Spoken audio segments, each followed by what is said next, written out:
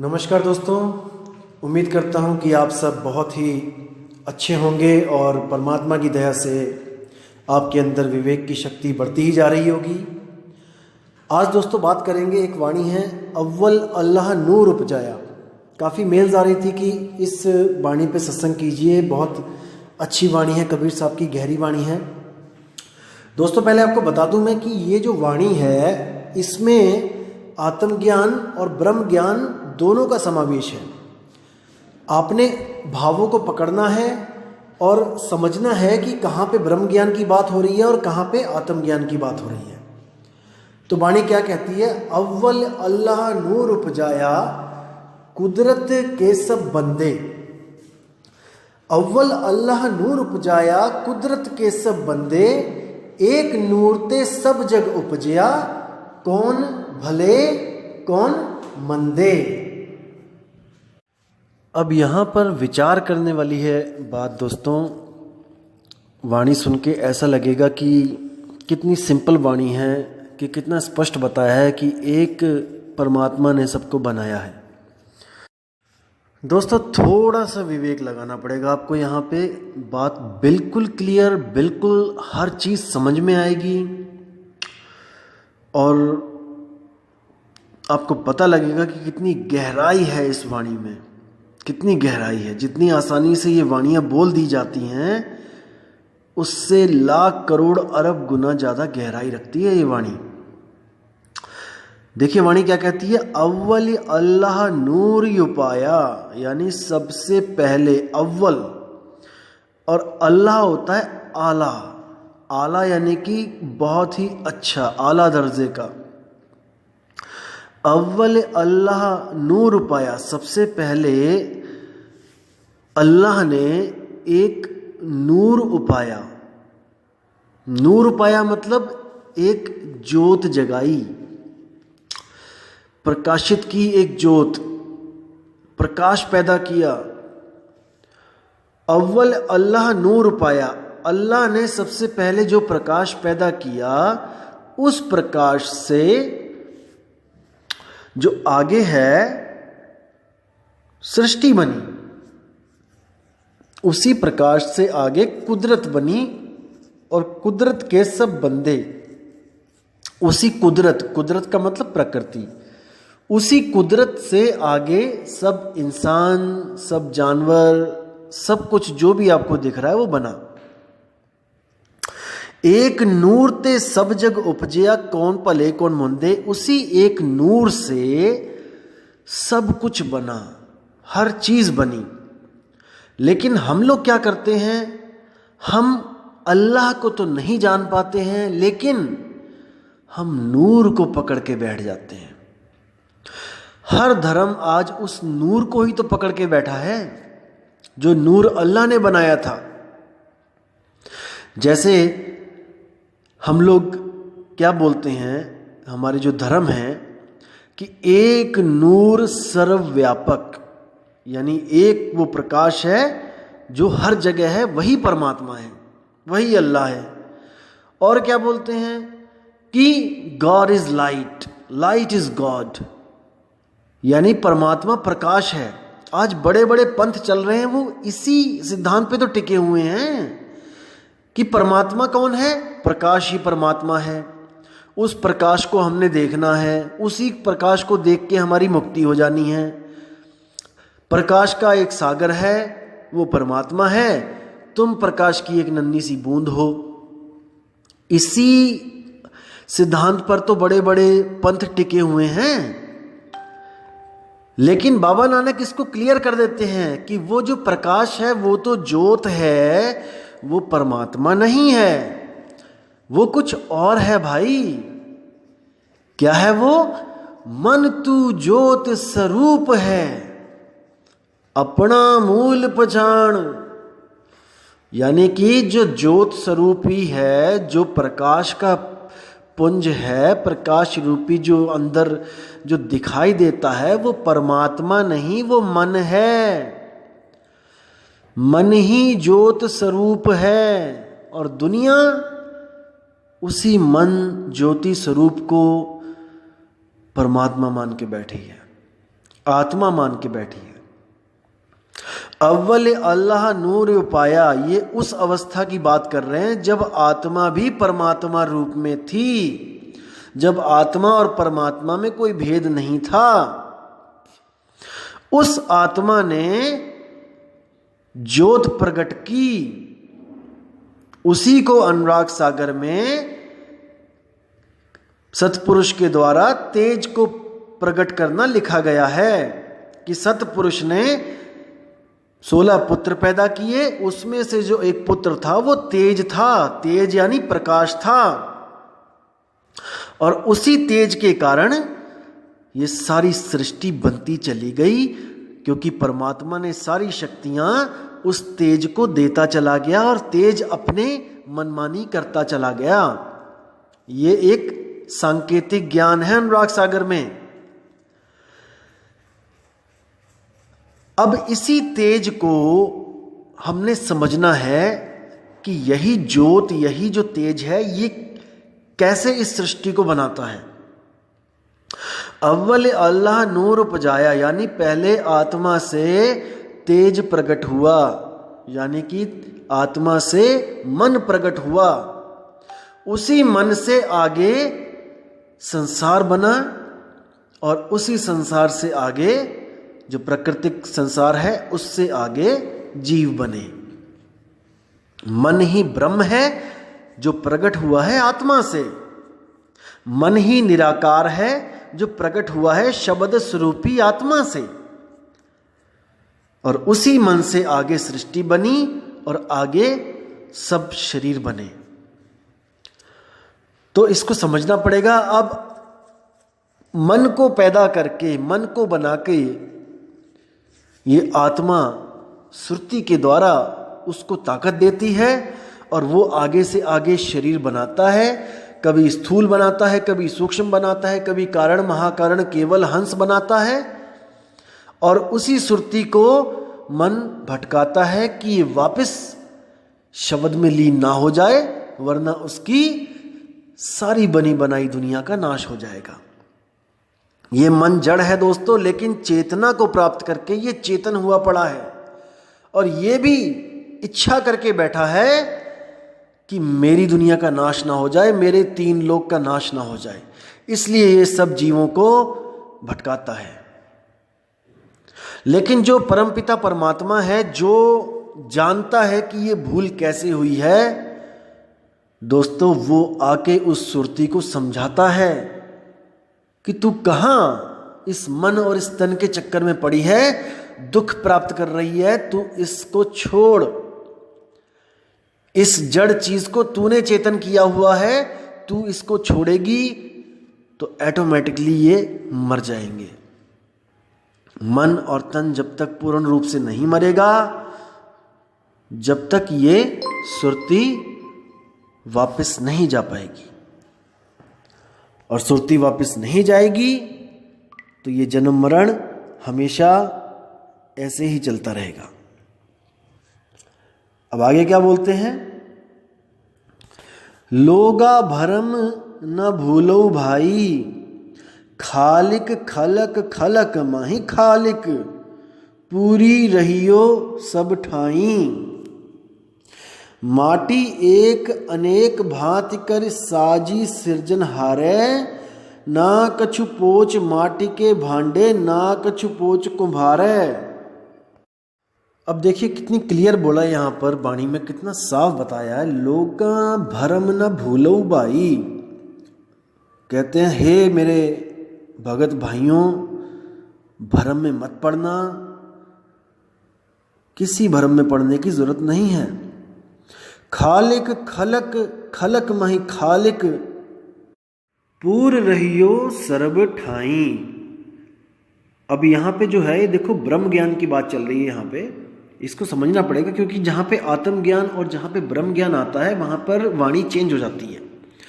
अब यहाँ ब्रह्म ज्ञान की बात हो रही है कि खालिक खलक खलक मही खालिक, कि जो ब्रह्म है, जो इस सृष्टि को पैदा कर रहा है, वो जो नूर है, नूर की बात चल रही है यहाँ पे, कि नूर से जो पैदा हुई दुनिया, वो नूर उसी में ही बैठ गया आके, खालिक खलक, खालिक कौन है? जो नूर है। एक नूर ते सब जग उपजिया, ये तीन लोग को पैदा करने वाला नूर है, वो नूर खालिक है। खालिक खलक, खलक माही खालिक, यानी नूर में ही सब जीव हैं जितने शरीर दिख रहे हैं, और सब शरीरों में वो नूर है। जैसे मैंने आपको बताया था कि मैदे में सब पकवान है और पकवानों में सब मैदा है, ये वो कंडीशन है यहां पे। पूर्ण रहियो सर्व ठाई, हर जगह वो पूर्ण रूप से है। ब्रह्म ज्ञान में ब्रह्म हर जगह पूर्ण रूप से है, कहीं कम और ज्यादा नहीं है। माटी एक अनेक भांति करी साजी सिरजनहारै, देखो एक माटी से तरह तरह के भांडे बनाए गए। जैसे मैं बताता हूं कि मैदे से अलग अलग पकवान बनाए गए। ना कछु पोच माटी के भांडे, ना कछु पोच कुम्हारै, ना तो माटी के बर्तनों में कोई विकार है और ना ही कुम्हार में कोई विकार है, यानी कि दोनों समरूप हैं, एक ही चीज है। सब माही सच्चा एको सोई, तिसका किया सब कुछ होई, यानी सब में वो पूर्ण रूप से प्रगट है जिसका ये सब किया धरा है। हुकुम पछाने सु एको जाने, बंदा कहिए सोई, यानी जो इस ज्ञान को समझ जाता है ब्रह्म ज्ञान को, और वो एक ही जानता है हर बंदे को। ब्रह्म ज्ञानी जो होते हैं वो हर जीव को एक ही समझते हैं। ब्रह्म ज्ञानियों के लक्षण मुझसे पूछे जाते हैं, क्या है भाई? ब्रह्म ज्ञानी वो होता है जो चंडाल, कुत्ता, सूअर, आदमी, इंसान किसी को भी अलग अलग नहीं मानता, वो सबको एक रूप समरूप मानता है, वो ब्रह्म ज्ञानी होता है। तो क्या कहते हैं कि अल्लाह अलख न जाई लखिया, गुरु गुण दिता मीठा, कह कबीर मेरी शंका नासी, सर्व निरंजन डिठा। यहां पर देखो कितना क्लियर बोला है कि अल्लाह अलख न जाए लखिया, वो अल्लाह जो है वो अलख, वो लखा नहीं जा सकता, और जो लखा जा सकता है वो अल्लाह नहीं है। इसको समझना पड़ेगा दोस्तों, जो अल्लाह है वो लखा जा नहीं सकता, इन आंखों से उसको देख नहीं सकते, और जो इन आंखों से हम देख सकते हैं वो अल्लाह नहीं है, वरना वो अलग नहीं है। जो लखा गया वो अलग कैसे है? अलग नहीं लखा जाता है और प्रकाश लख लिया जाता है। जो प्रकाश है जो अल्लाह से पैदा हुआ था वो लखा जा सकता है। आप मेडिटेशन करो, आप ध्यान लगाओ, आपको अंतर में प्रकट होगा, प्रकाश ही प्रकाश प्रकट होगा और आप उसको देखोगे।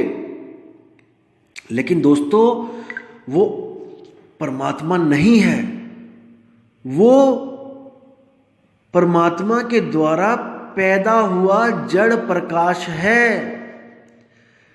जैसे 100 वाट का बल्ब अगर बाहर की तरफ देखेगा तो उसको प्रकाश दिखाई देगा, और वो खुद को ना जानने के कारण प्रकाश को मान लेगा परमात्मा, प्रकाश को मान लेगा कोई अपने से अच्छी बड़ी चीज।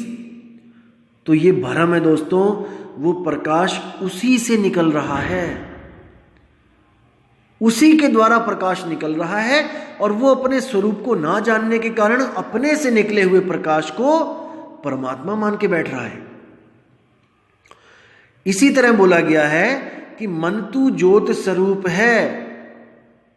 ये जीव को समझाया गया है कि जो मन है, हे जीव, जो तेरा मन है वो ज्योति स्वरूप है, लेकिन तू इसके चक्कर में मत पड़, तू अपना मूल पहचान, तू अपने आप को पहचान ले। तू ज्योति स्वरूपी नहीं है, तू शब्द स्वरूपी है। यहां पे 2 स्वरूप हैं, एक ज्योति स्वरूप और एक शब्द स्वरूप। शब्द स्वरूप क्या है? वो हमारी सुरत है, शब्द स्वरूपी सुरति है, और शब्द स्वरूपी ही आत्मा है। क्योंकि आत्मा और सुरति एक ही चीज हैं, एक ही चीज के दो रूप हैं, इसलिए वो एक ही रूप है। भ्रम से, भ्रमवश सुरति अपने शब्द स्वरूप से अलग हुई है, भ्रमवश, इसलिए वो आत्मा कहला रही है। और जिस शब्द से उसकी सुरति अलग नहीं हुई है वो परमात्मा कहला रही है।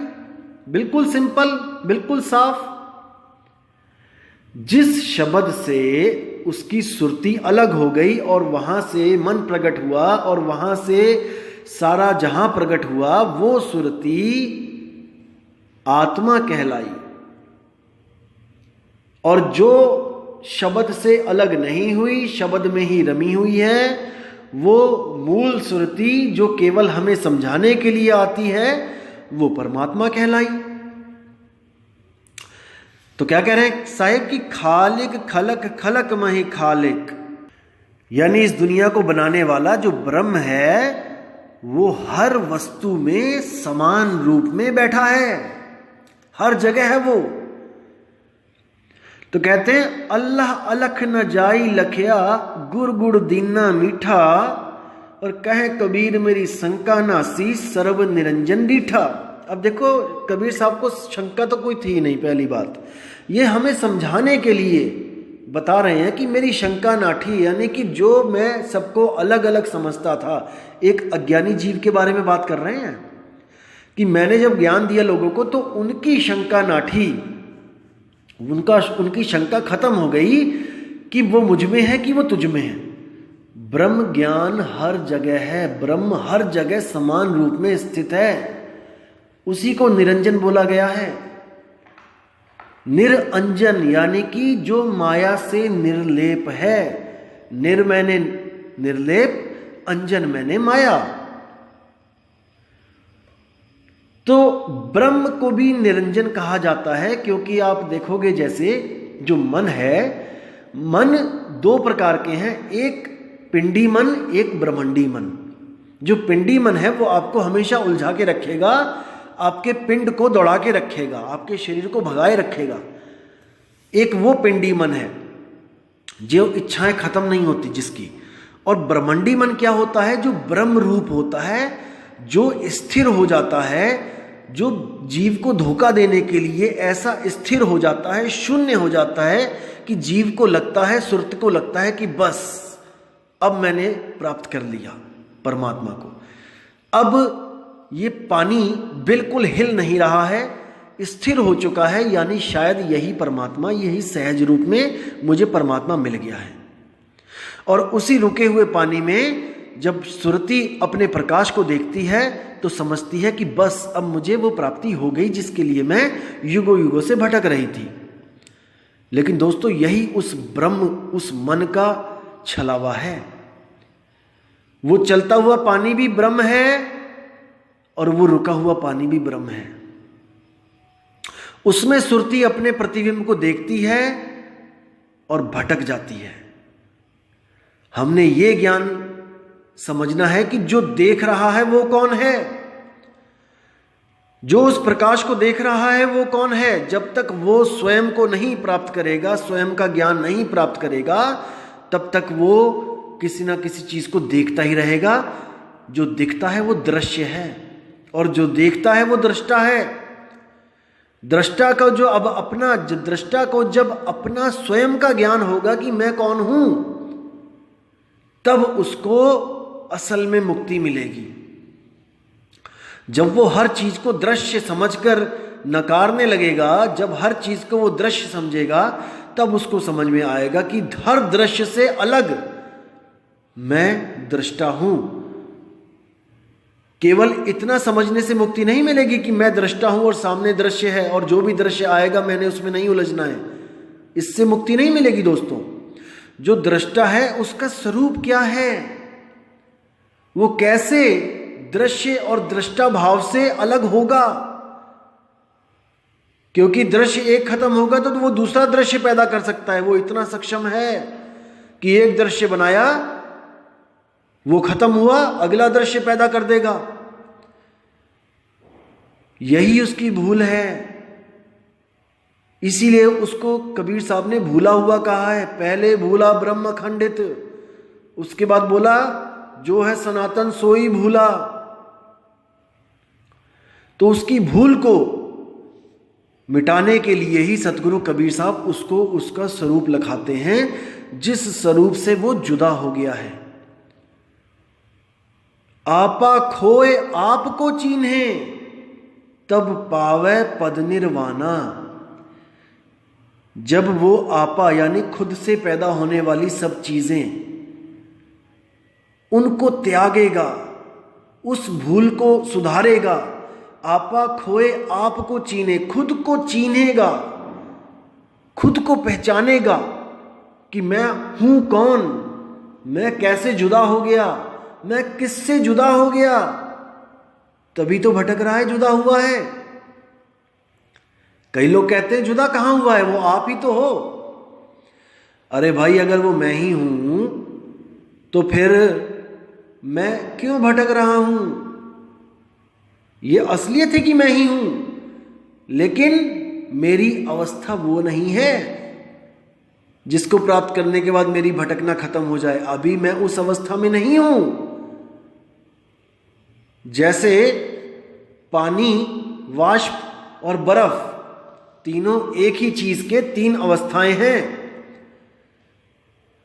दोस्तों, पानी को कैद किया जा सकता है, बर्फ को कैद किया जा सकता है, लेकिन भाप जो आसमान में उड़ गई उसको कैद नहीं किया जा सकता। अब कोई बर्फ बना हो उस वक्त और कहे कि मैं ही तो हूं भाप, मुझे कौन कैद करेगा? दोस्तों, उसकी अवस्था वो नहीं है। वो तो केवल किताब पढ़ के उसने समझ लिया है कि तू ही भाप है। पानी ने समझ लिया है कि तू ही भाप है, और पानी सोच रहा है कि मैं भाप हूं, मैं तो अमर हूं। दोस्तों, अभी नहीं, उस अवस्था को बदलना पड़ेगा। पानी से भाप बनना पड़ेगा, वो तब मुक्त होगा। बर्फ से भाप बनना पड़ेगा, वो तब मुक्त होगा। बर्फ से पानी बनेगा, पानी से भाप बनेगा, तब वो मुक्त होगा। बर्फ क्या है? जड़वत शरीर है। जब तक शरीरों का भाव है आपका कि मैं एक शरीर हूं, तब तक आप जड़वत बर्फ हो, आप बंधन में हो।